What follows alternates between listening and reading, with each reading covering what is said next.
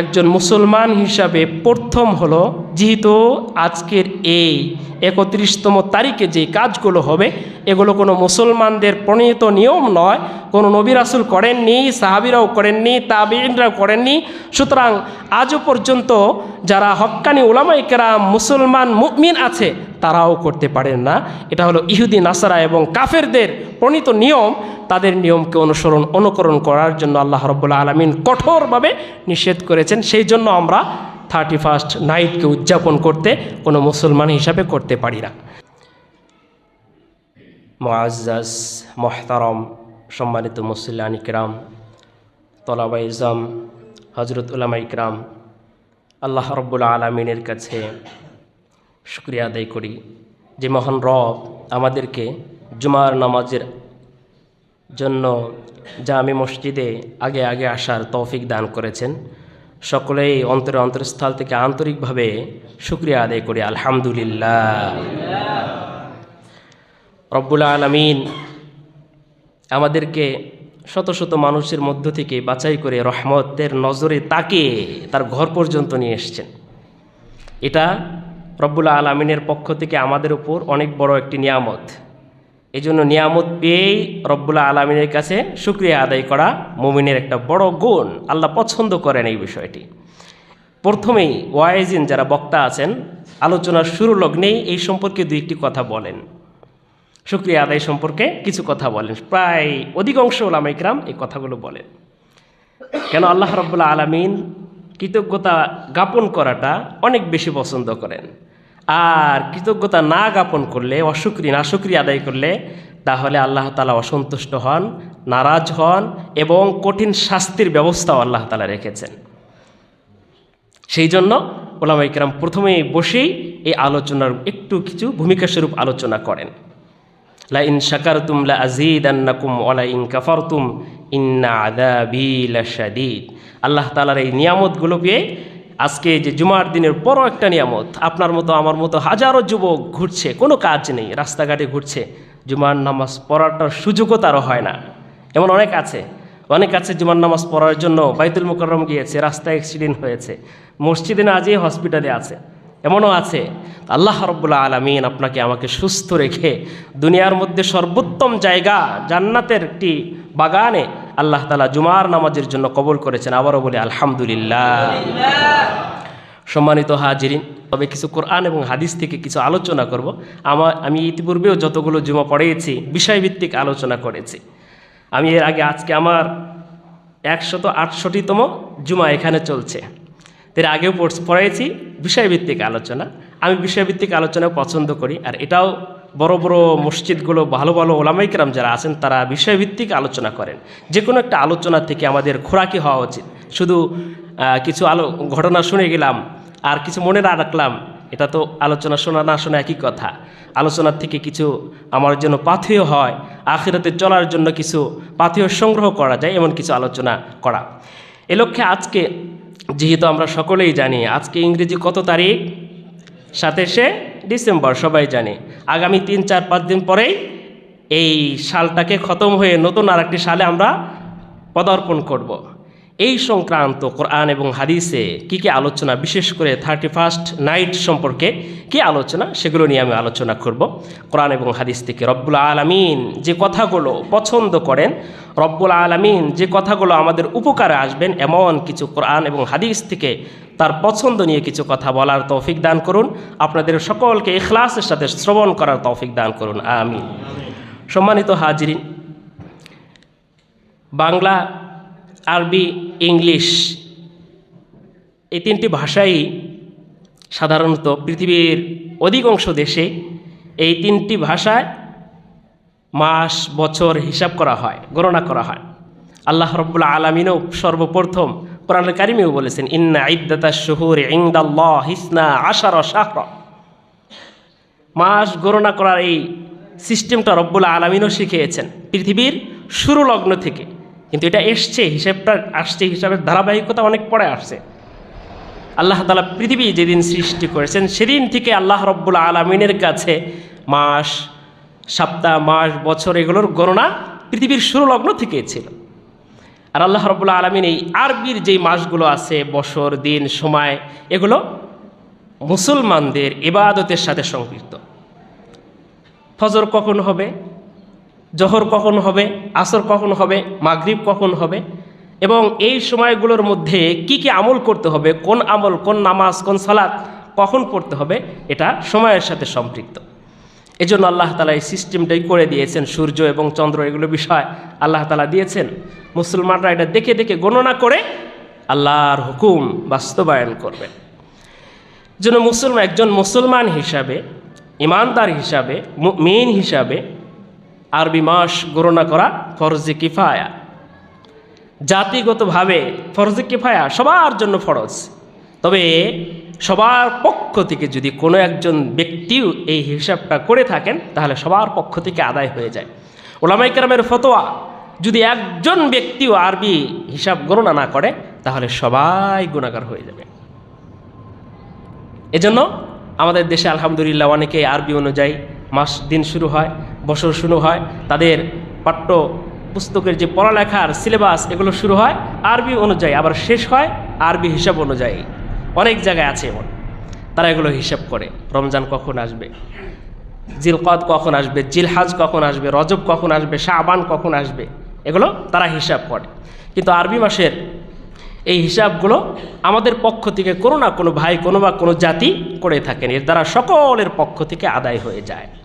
ঠিক আমাদের দেশে বাঙালি হিসাবে বাংলাও একটা গণনা আছে, হিসাব আছে। বাংলা অনেকে বলতে পারবো না আজকে কয় তারিখ, কত দিন, কত মাস, কোন মাস, অনেকেই জানিও না।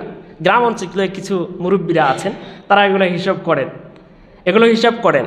এই বাংলার সূচনা করেছিল আকবর ইলাহি, দ্বীন ইলাহি নামে যিনি প্রবর্তক ছিলেন, তিনি তার কর উসুল করার জন্য বাংলার এই মাস, বৈশাখ, জ্যৈষ্ঠ, এগুলো তিনি সর্বপ্রথম তার জমানায় এটা শুরু হয়েছিল।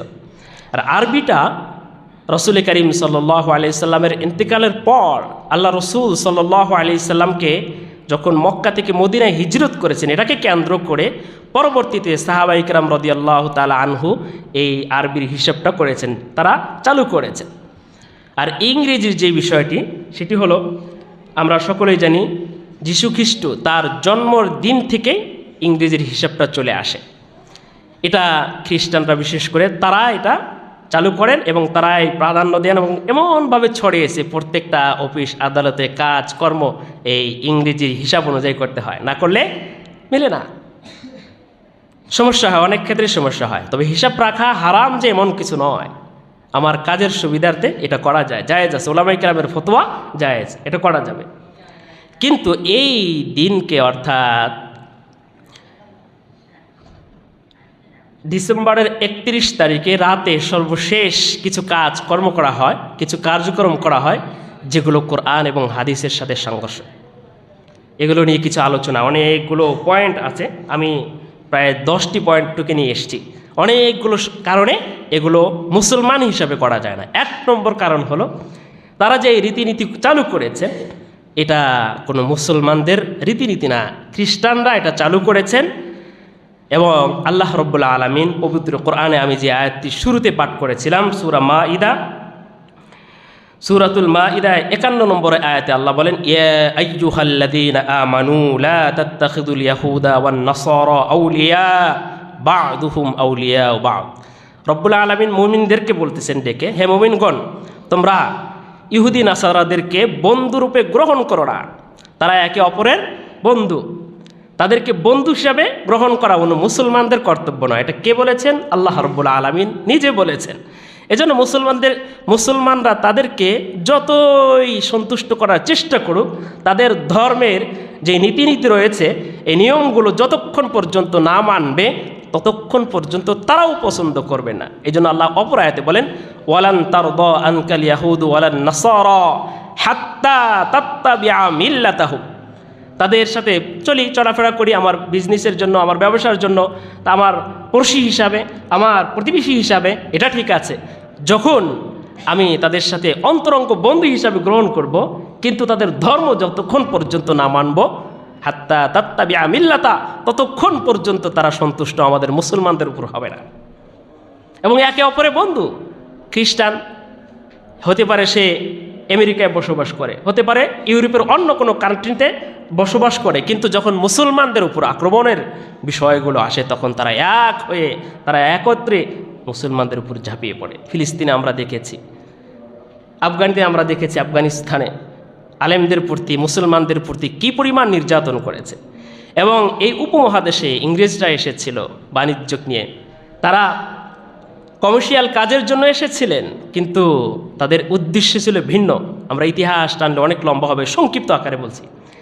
তারা কিছুদিন তাদের ব্যবসা পরিচালনা করার পরে এক পর্যায়ে তারা ক্ষমতা দখল করে নেয়। ইখতিয়ারউদ্দিন মোহাম্মদ বিন বখতিয়ার খালজি এই দেশে যখন ইসলাম প্রচার করেছিলেন, তার ইসলামের সময়, তার শাসনামলে সমস্ত কার্যক্রম ইসলামিক অর্থাৎ আরবি গণনা অনুযায়ী, শাওয়াল, জিলকাদ, জিলহাজ, এগুলো এই মাস অনুযায়ী করা হতো। তার পরবর্তীতে যখন তার কাছ থেকে ক্ষমতা ইংরেজরা যখন নিয়ে নেয়, তখন ইংরেজরা প্রত্যেকটা সময়, প্রত্যেকটা পয়েন্টে পয়েন্টে তাদের এই ইংরেজি হিসেবগুলো, ইংরেজির যে নীতিগুলো আছে আমাদের দেশে ঢুকিয়ে দিয়েছে আস্তে আস্তে। এবং মুসলমানদের এত পরিমাণ নির্যাতন করেছেন, এত পরিমাণ নির্যাতন করেছেন, এত ভয়ানক অবস্থা, ইতিহাস যারা পড়েছেন বা জেনেছেন জানবেন। আলেমদেরকে, লক্ষ লক্ষ আলেমদেরকে, কোনো দোষ নাই, আলেম কেন হয়েছে এই জন্যে তাকে হত্যা করেছে, ফাঁসির কাস্টে ঝুলিয়েছে। কি পরিমাণ নির্যাতন করেছেন, মুসলমানদের বাচ্চাদেরকে আকাশের দিকে ছুড়বে সেই কাঁটার মধ্যে ফেলে দিয়ে ছোট্ট শিশু, নিষ্পাপ মাসুম বাচ্চাদেরকে হত্যা করেছে। এই ইংরেজদের সংক্ষিপ্ত কিছু আলোচনা করলাম। একটাই দোষ, মুসলমানকে রাখা যাবে না, বিশেষ করে আলেমদেরকে রাখা যাবে না। যতক্ষণ পর্যন্ত আলেমরা জীবিত থাকবে, তারা ইসলামের কথা বলবে, কোরআনের কথা বলবে, হাদিসের কথা বলবে, ইংরেজির কাজ, তাদের যে কালচার এই দেশে চালু করতে পারবে না, বাধা হয়ে দাঁড়াবে।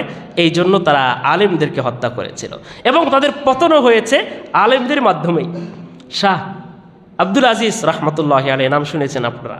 যখন তারা আমাদের এই উপমহাদেশে জুলুমের স্টিম রোলার চালাইছিল, তখন শাহ আব্দুল আজিজ বলেছিল, দারুল হার্ব বলে এই দেশকে ফতোয়া যখন দিয়েছিল, আজকে থেকে এই দেশ আর ইহুদি নাসারাদের সাথে যুদ্ধের কবলিত দেশ হলো, তখন থেকে জিহাদের নামে মানুষ ঝাঁপিয়ে পড়েছিল। এবং এই উপমহাদেশের অনেক হিন্দুরা পর্যন্ত মুসলমানদের সাথে একসাথে হয়ে, একত্রিত হয়ে ইংরেজদের বিরুদ্ধে যুদ্ধ করেছিল। সর্বশেষ পরিণতি, তারা এই দেশ থেকে চলে যেতে বাধ্য হয়েছিল মুসলমানদের এই জিহাদি একটা ডাকের কারণেই দারুল হার্ব বলেছিলেন। কিন্তু তারা চলে গিয়েছে ঠিকই, তাদের কিছু কার্যক্রম, তাদের কিছু বীজ রোপণ করে গিয়েছে, সেগুলো এখনো পর্যন্ত ধারণ করছে এবং আরও কতদিন থাকবে আল্লাহ মালুম। তার মধ্যে একটি হলো এই 31st নাইট উদযাপন করা। এই দিনে উদযাপন এটা তারা শুরু করেছিল এবং তাদেরকে বন্ধুরূপে গ্রহণ করা, অর্থাৎ তারা যে কাজগুলো করে, তারা যে নীতিগুলো করে, তারা যে এই আমলগুলো করে, সেগুলো মুসলমান করতে পারে না। আমরা সূরার শুরুতে আমরা জানি, দিনের শুরুতে রাসূল করিম সাল্লাল্লাহু আলাইহি সাল্লাম ফজরের সুন্নত, ফজরের প্রথম যে 2 রাকাত সুন্নত আছে, 2টি সূরা সবচেয়ে বেশি পড়তেন। একটা হলো সূরাতুল কাফিরুন, কুল ইয়া আইয়ুহাল কাফিরুন। দ্বিতীয় রাকাতে পড়তেন ইখলাস, কুল হুয়াল্লাহু আহাদ, এটা পড়তেন। কুল ইয়া আইয়ুহাল কাফিরুন, সূরা কাফিরুনের মধ্যে আল্লাহ রাব্বুল আলামিন কিছু নীতি বলে দিয়েছেন। কাফেরদের সাথে কি আচরণ হবে, তাদের সাথে কি কর্ম হবে, তারা কি করবে আর আমরা কি করব, সেখানে আলোচনা করেছেন। কুল ইয়া আইয়ুহাল কাফিরুন, আল্লাহ তাআলা রাসূল করিম সাল্লাল্লাহু আলাইহি সাল্লামকে বলে দিয়েছেন। কাফেররা এসে রাসূলুল্লাহ সাল্লাল্লাহু আলাইহি সাল্লামকে এক পর্যায়ে এসে বলেন, মুসলমানদের মাঝে এবং কাফেরদের মাঝে একটা ঝগড়া, এই ঝগড়াটা নিরসন হওয়ার একটা উপায় আছে। আপনারা আমাদের ধর্মের কিছু নীতিগুলো আপনারাও মানেন, তাহলে আমরাও ইসলামের কিছু নীতি আমরাও মানব। তাহলে আমরা সমঝোতাভাবে ধর্ম যার যার, উৎসব সবার যেরকম বলে, সেখানেও ছিল উৎসব সবার, ধর্ম সবার। এই কথা বলে রাসূল করিম সাল্লাল্লাহু আলাইহি সাল্লামকে বলেছিলেন, আল্লাহ রসুল সাল্লাল্লাহু আলাইহি সাল্লামকে আল্লাহ রাব্বুল আলামিন কুল বলে দেন, ইয়া আইয়ুহাল কাফিরুন লা আ'বুদু মা তা'বুদুন, আমরা যে আমল করি, যে কাজ করি, এগুলো তোমরা কখনো করবে না। আল্লাহ রসুল সাল্লাল্লাহু আলাইহি সাল্লামকে এই সূরার মধ্যে বলেছেন, অর্থাৎ মুসলমান যেই কাজগুলো করবে আল্লাহকে একত্ব মানতে হবে, রব্বুল আলামিনের সাথে শিরক করা যাবে না, এটা তারা কখনো গ্রহণ করবে না। তাদের মূর্তির পূজা তাদের করবেই তারা। তো রাসূল করিম সাল্লাল্লাহু আলাইহি সাল্লাম বলে দিচ্ছেন, কুল ইয়া আইয়ুহাল কাফিরুন, হে কাফের, আমি যেগুলো করি, আমরা যেগুলো করি, এই কাজ তোমরা কখনো করবে না, এবং তোমরা যেগুলো করো সেগুলো আমরাও করতে পারি না, আমরাও করবো না। এই দিনের শুরুতে রাসূল করিম সাল্লাল্লাহু আলাইহি ওয়াসাল্লাম এই আয়াত দ্বারা, এই আয়াত থেকে শিক্ষা, এবং মুমিনগণ যখন দিনের শুরুতে এই সূরাটি পাঠ করে এখান থেকে শিক্ষণীয় হবে আজকের সারাদিন কাজ কি হবে। কোনো কাফেরদের রীতিনীতি আমাদের মানা যাবে না, কোনো বেঈমানদের রীতিনীতি। আল্লাহ রাব্বুল আলামিন আমাদেরকে মনোনীত করেছেন মুসলমান হিসাবে, এটা অত্যন্ত সৌভাগ্যের বিষয়। রব্বুল আলামিনের কাছে একটি মাত্র ধর্ম গ্রহণযোগ্য, ইন্নাদ-দীনা ইনদাল্লাহ। আল্লাহ রব্বুল আলামিন বলেন ইন্নাদ-দীনা ইনদাল্লাহিল ইসলাম। রব্বুল আলামিনের কাছে কেবলমাত্র একটা ধর্মই গ্রহণযোগ্য, সেটি হলো ইসলাম, সেটি হলো ইসলাম। ইসলাম ছাড়া যত ধর্ম আছে এই ধর্মগুলো আল্লাহ তাআলা গ্রহণ করেন না, বরং পথভ্রষ্ট, কাফের, বেঈমান, অন্য ধর্মের মানুষ থাকতে পারে, এদেরকে আল্লাহ তাআলা পছন্দ করেন না। এদের জন্য খালিদিনা ফিহা আবাদা, তাদের জন্য জাহান্নাম চিরকালের জন্য হয়ে থাকবে, তারা জান্নাতের কল্পনাও করতে পারবে না। একজন মুসলমান যারা ঈমান আনবে, হাদিস শরীফে আছে মান ক্বালা লা ইলাহা ইল্লাল্লাহ দাখালাল জান্নাহ। আল্লাহ রাসূল সাল্লাল্লাহু আলাইহি সাল্লাম বলেন, যে ব্যক্তি একবার লা ইলাহা ইল্লাল্লাহ পাঠ করবেন, আল্লাহ রাব্বুল আলামিন তাকে জান্নাতে প্রবেশ করাবেন। সুবহানাল্লাহ। একবার লা ইলাহা ইল্লাল্লাহ, মান ক্বালা লা ইলাহা ইল্লাল্লাহ দাখালাল জান্নাহ, যে ব্যক্তি কেবল লা ইলাহা ইল্লাল্লাহ এতটুকু বলেছেন, আল্লাহ তাআলা তাকে জান্নাতে প্রবেশ করাবেন।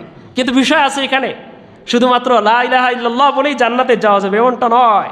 আল্লাহ তাআলা যেই রীতিনীতি, যে নিয়ম কারণ, যেই জন্য কিছু বিষয় দিয়েছেন, এগুলো পালন করেছে কি করি নাই, সেটার হিসাব নিকাশ হবে। এই জন্য কিয়ামতের ময়দানে সর্বপ্রথম আল্লাহ তাআলা হিসাব নেবেন as-সালাহ।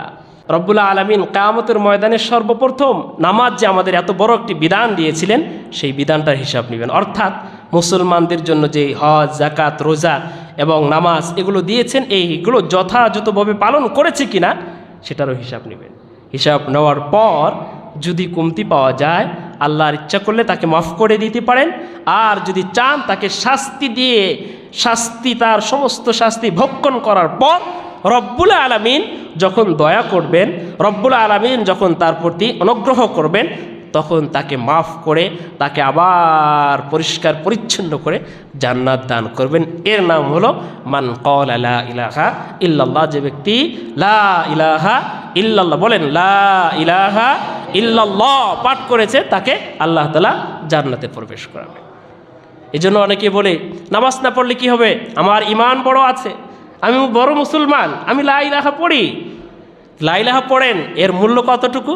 আল্লাহ জান্নাত দিবেন ঠিক আছে, কিন্তু আল্লাহ যে আরও আপনার প্রতি যেই বিধানগুলো দিয়েছেন, আপনার প্রতি যেই নিয়ম কানুনগুলো আল্লাহ তাআলা দিয়েছেন, সেগুলো মেনেছেন কিনা সেটারও হিসাব হবে। তারপরে এসে এই লা ইলাহা ইল্লাল্লাহ হবে।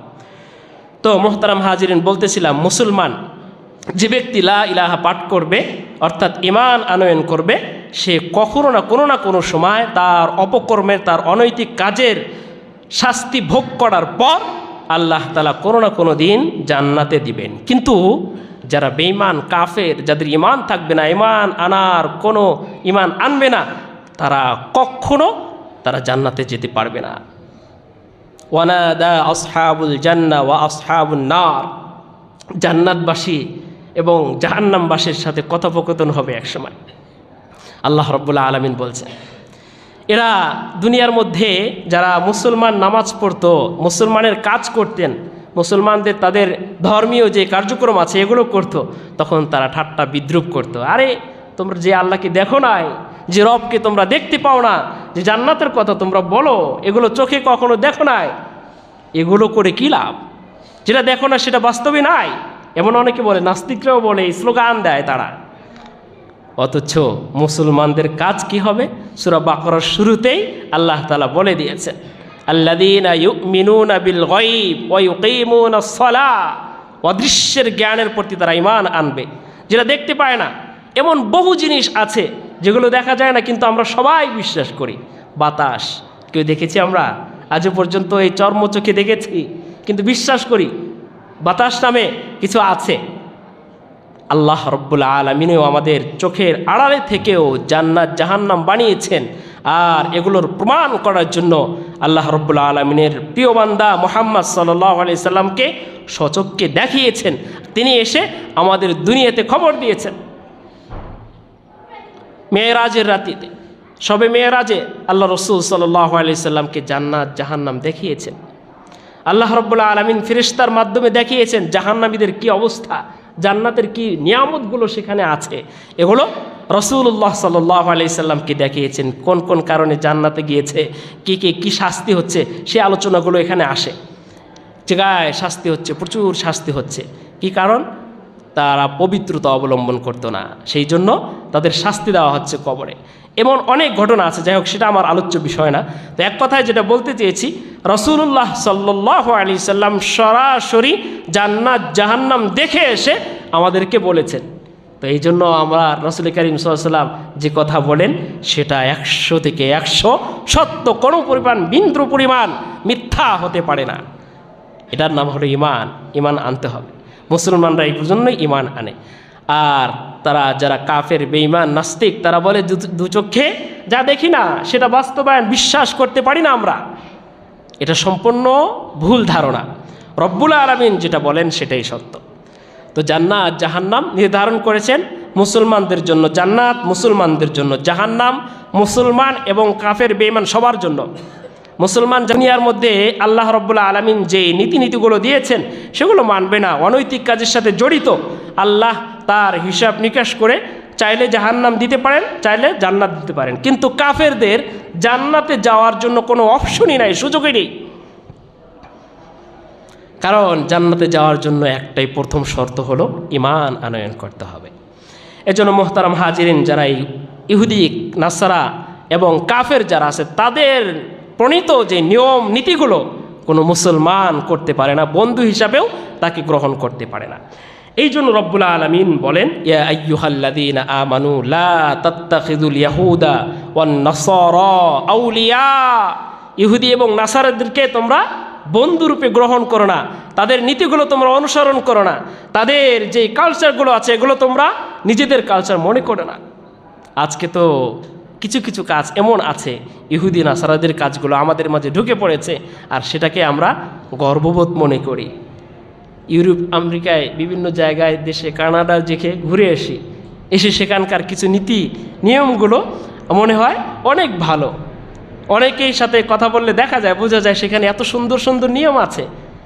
এই নিয়মগুলো মূলত ইসলামদের, মুসলমানদের কাছ থেকেই তারা একসময় নিয়েছে। মুসলমানদের বৈশিষ্ট্য রাসূল করিম সাল্লাল্লাহু আলাইহি সাল্লাম শিক্ষা দিয়েছেন, ইকরামুল মুসলিমিন, এক মুসলমান অপর মুসলমানকে সম্মান করবে, তার কদর অনুযায়ী, তার অবস্থান অনুযায়ী সম্মান করা, এটা মুসলমানদের কর্তব্য, মুসলমানদের শিক্ষা। আল্লাহ রসুল সাল্লাল্লাহু আলাইহি সাল্লাম শিক্ষা দিয়েছেন। সেই শিক্ষাটা তারা গবেষণা করে দেখেছে এটা সমাজের জন্য কল্যাণকর, এটা তাদের মাঝে তারা ঢুকিয়ে নিয়েছে। একসময় ওয়াশরুমের যে ব্যবহার, এত সুন্দর সিস্টেম, পবিত্রতা অবলম্বন করা, এটা কে শিখিয়েছে? সর্বপ্রথম দুনিয়ার মধ্যে মুসলমানরা শিখিয়েছে। আল্লাহ রসুল সাল্লাল্লাহু আলাইহি সাল্লাম সাহাবীদেরকে শিখিয়েছে। কাফেররা বলে এমন কাজও তোমার নবী শিখায়? এমন কাজও, ওয়াশরুমের মতো জায়গায় সেখানে কিভাবে ওয়াশরুম করবে, কিভাবে ঢিলাকুলুক ব্যবহার করবে, এই নোংরা কাজগুলোও শিখায়? সাহাবী বলেন হ্যাঁ, গর্বের সাথে বলেন হ্যাঁ, এই আমার রসুল আমার জীবনের শুরু থেকে শেষ পর্যন্ত, দিনের শুরু থেকে রাত পর্যন্ত, ঘুমানো পর্যন্ত, ইভেন ঘুমাতে যাব, ঘুমের মাঝেও কি কাজ করব সেগুলো আল্লাহ রসুল আমাদেরকে শিক্ষা দেন। এই জন্য তো সুন্নাহ অনুযায়ী জীবনযাপন করে দেখেছে তারা, গবেষণা করে মুসলমানরা এত সুন্দর করে তারা ওয়াশরুমের এই পবিত্রতা অবলম্বন করে, এই গবেষণা করে দেখে এখানে মানব জীবনে কোনো উপকার আছে কিনা, যারা গবেষণা করে দেখেছেন মুসলমানরা যেভাবে ঢিলাকুলুক পানি ব্যবহার করে, এর দ্বারা তারা অনেক বড় বড় মারাত্মক রোগ থেকে মুক্ত থাকে। আর যারা এরকম ঢিলাকুলুক ব্যবহার করে না, তারা অনেক বড় বড় রোগে আক্রান্ত হয়। তারা কিন্তু দুনিয়ার জন্য এই সুন্নাহটা গ্রহণ করেছে, তারা সুন্নাহ হিসাবে না, তারা নিয়েছে সুস্থ থাকবে, ভালো থাকবে। এই জন্য তারা মুসলমানদের কাছ থেকে এই সুন্নাতটি, রাসূল করিম সাল্লাল্লাহু আলাইহি সাল্লামের এই সুন্নাতটা তারা নিয়েছে, কিন্তু ছিল কার? মুসলমানের। ঠিক এমন অনেকগুলো বিষয় তারা তাদের মাঝে ফিট করে নিয়েছে, কিন্তু এটা মুসলমানের ছিল। এখনও আলহামদুলিল্লাহ যারা পাক্কা মুসলমান, যারা আল্লাহর নবীর উম্মত বলে দাবি করে এবং মানে, রাসূল করিম সাল্লাল্লাহু আলাইহি সাল্লামকে 100 থেকে 100 মানে, তারা এই সুন্নাতের উপর প্রতিষ্ঠিত আছেন, তারা মানতে থাকে। হয়তো কিছু মুসলমান আছে এখন নিজের নামে মানে মুসলমান, তার বাবা মুসলমান, সে মুসলমানের ঘরে জন্মগ্রহণ করেছে, গরুর গোশত ভক্ষণ করে, এই জন্য সে মুসলমান। কিন্তু আসলেই যে মুসলমানের কাজ কর্ম, তার আদর্শ, তার নীতি, তার সুন্নাহ, আল্লাহ রসুলের সুন্নাহ যে মানা লাগবে সেই সম্পর্কে কিছুই জানে না।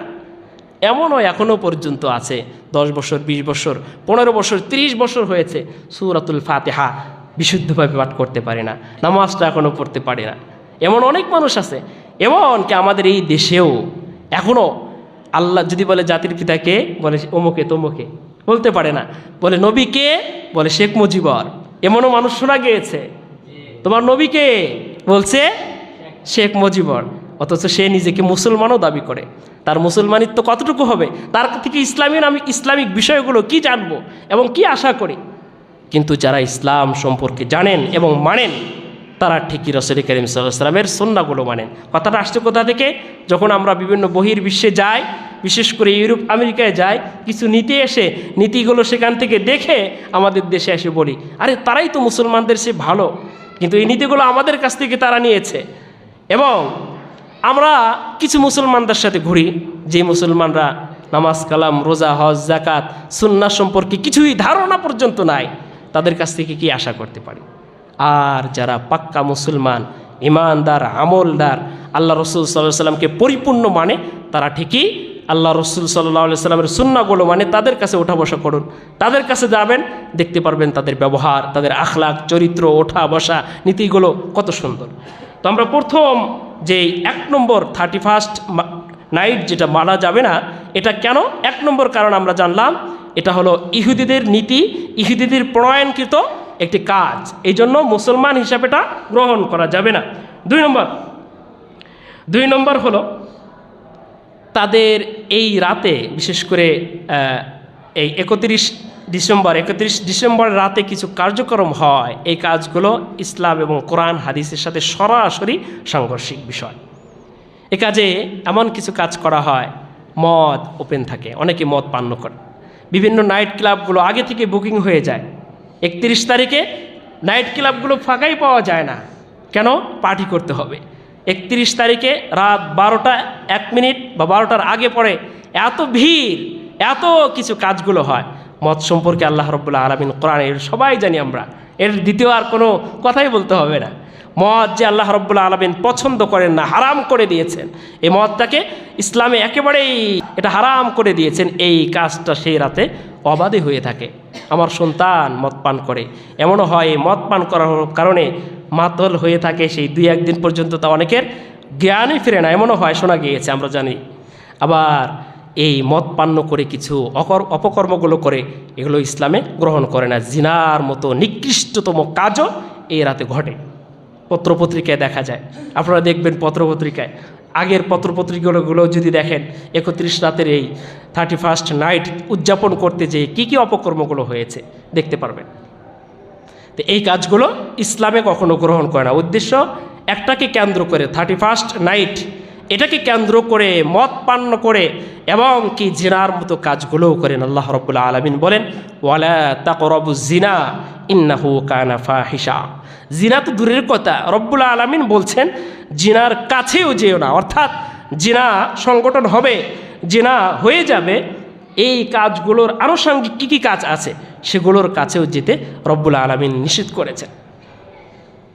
আজকে 31st নামে যে কাজগুলো করতে চায়, সেখানেও জিনার মতো একটি অপকর্ম হয়ে থাকে, এটাও জিনার দিকে ডেকে নিয়ে যায়, তার একটা মাধ্যম হলো 31st নাইট। এই জন্য এই রাতটাও মুসলমান হিসাবে উদযাপন করা যাবে না, রব্বুল আলামিনের কাছেও যেতে নিষেধ করেছেন। সূরা বানী ইসরাঈলে আল্লাহ রব্বুল আলামিন বলেছেন, ওয়ালা তাকরাবুজ জিনা ইন্নাহু কানা ফাহিশা। জিনার কাছেও যেও না, এগুলো হলো অশ্লীল কাজ, খারাপ কাজ, রব্বুল আলামিন বলেছেন।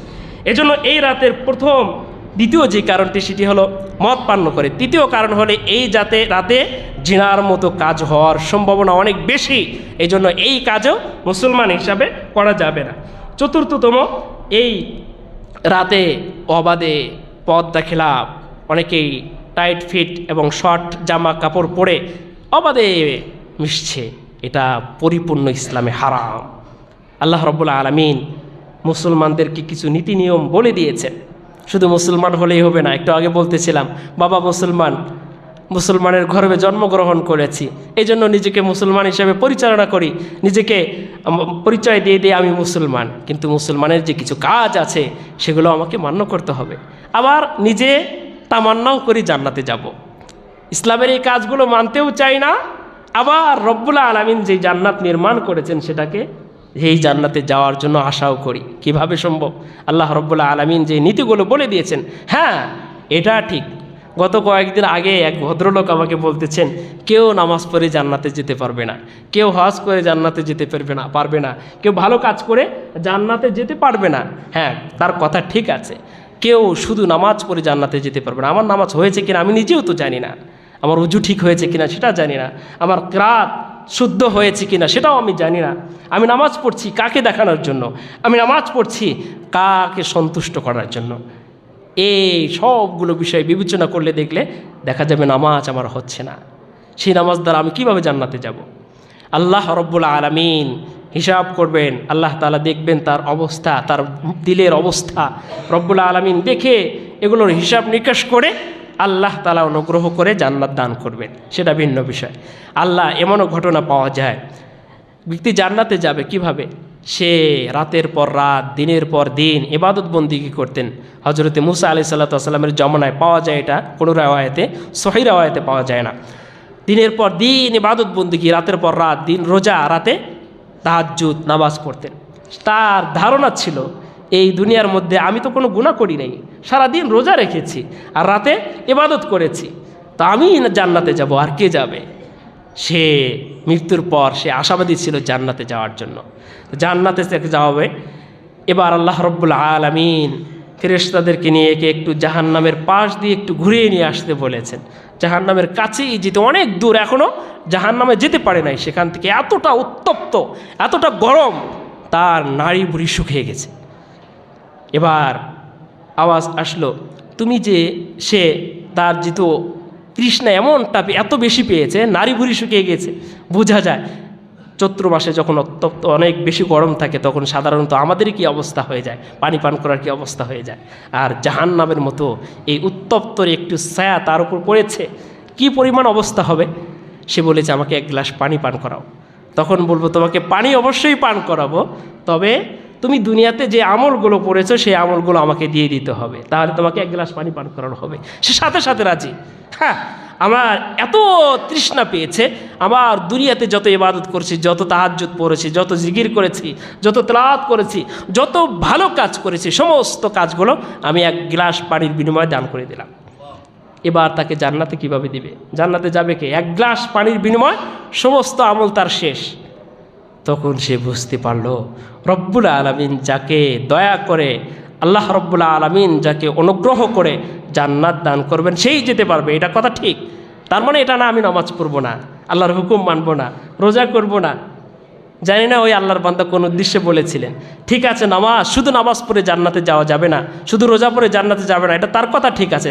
তার মানে এটা নয় রব্বুল আলামিন যে আমাকে নামাজ দিয়েছেন, এ নামাজ না পড়ে আমি জান্নাতের আশাবাদী কি আল্লাহ তাআলা আমাকে জান্নাতে নিয়ে দিবে? এত সহজ না। রব্বুল আলামিন আমার চেষ্টা দেখবেন। আস-সাই মিন্না ওয়াল ইতমামু মিনাল্লাহ। আমার চেষ্টা, আমার প্রচেষ্টা, আমার সাধনা কি ছিল সেগুলো আল্লাহ তাআলা দেখবেন। দেখার পর এবার আল্লাহ তাআলা বিবেচনা করে তাকে জান্নাতে দেওয়া যায় না জাহান্নামে দেওয়া যায়, আল্লাহ তাআলার সম্পূর্ণ ইচ্ছা রব্বুল আলামিনের। এরপর কিছু মানুষকে আল্লাহ তাআলা সুপারিশ করে জান্নাতে দিবেন। রাসূলুল্লাহ সাল্লাল্লাহু আলাইহি সাল্লাম সুপারিশ করবেন, ইয়া আল্লাহ, সে আমার উম্মত ছিল, তাকে আমি দেখে চিনতে পেরেছি, উজু করেছে এত সুন্দর করে, তার উজুর অঙ্গগুলো আজকে ঝলঝল করছে, সেটা দেখে আমি চিনতে পেরেছি, তাকে আপনি মাফ করে দেন।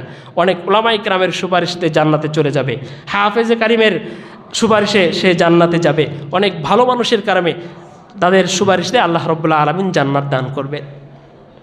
এটা অনেক পরের বিষয়, কিন্তু আমার পরিপূর্ণ চেষ্টা ইসলামের প্রতি রব্বুল আলামিন যে ধর্ম আমাকে দিয়েছেন, যে কর্ম আমাকে নির্ধারণ করে দিয়েছেন, সেই কর্ম সেই ধর্ম কতটুকু পালন করেছি, কতটুকু আমি মান্য করেছি, সেটা আগে বিবেচনা হবে। এরপর না জান্নাত আল্লাহ তাআলা দিবেন কি দিবেন না। এই জন্য যারা এই ধারণা এখনও আছে জান্নাতে শুধুমাত্র নামাজ পড়ে যাওয়া যাবে না, রোজা রেখে যাওয়া যাবে না, এই ধারণাটা ভুল। আল্লাহ তাআলা অনুগ্রহ করে দিবেন, কিন্তু আমার চেষ্টা অবশ্যই করতে হবে। রব্বুল আলামিন আমাদেরকে তৌফিক দান করুন।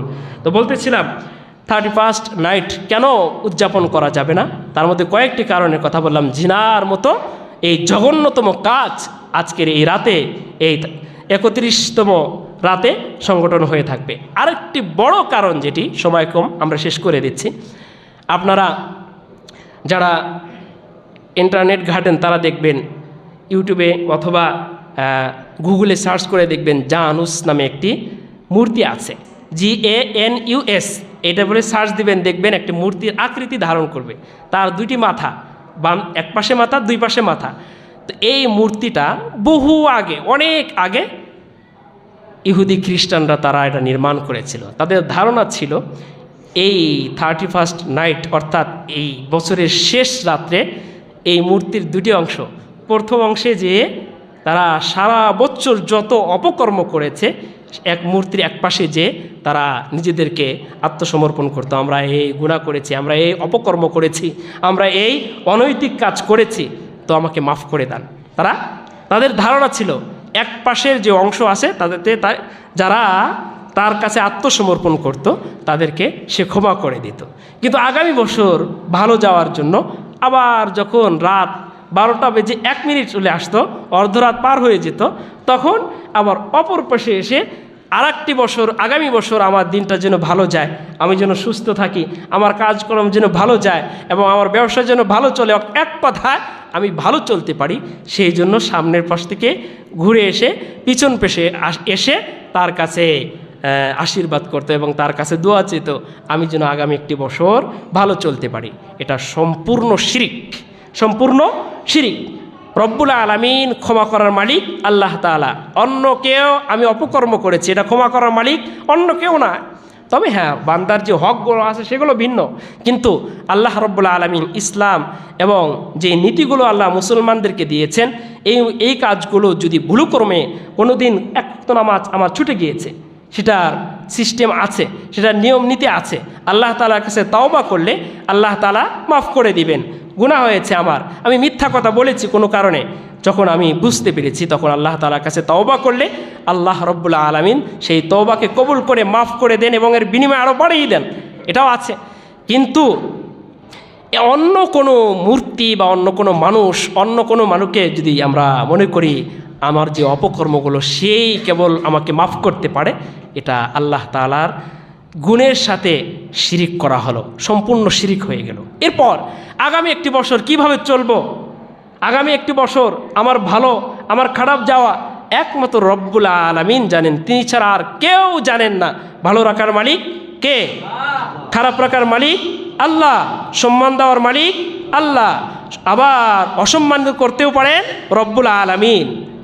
এই তাদের যে যুক্তি এবং তাদের যে ধারণা ছিল সম্পূর্ণ শিরিক, এটা আল্লাহ রব্বুল আলামিনের এই গুণের সাথে সম্পূর্ণ শিরিক করেছেন। এই জন্য রব্বুল আলামিন বলেন ইন্না শিরকা লাজুলমুন আযীম, শিরিক অত্যন্ত বড় ধরনের একটি পাপ, অত্যন্ত বড় ধরনের পাপ।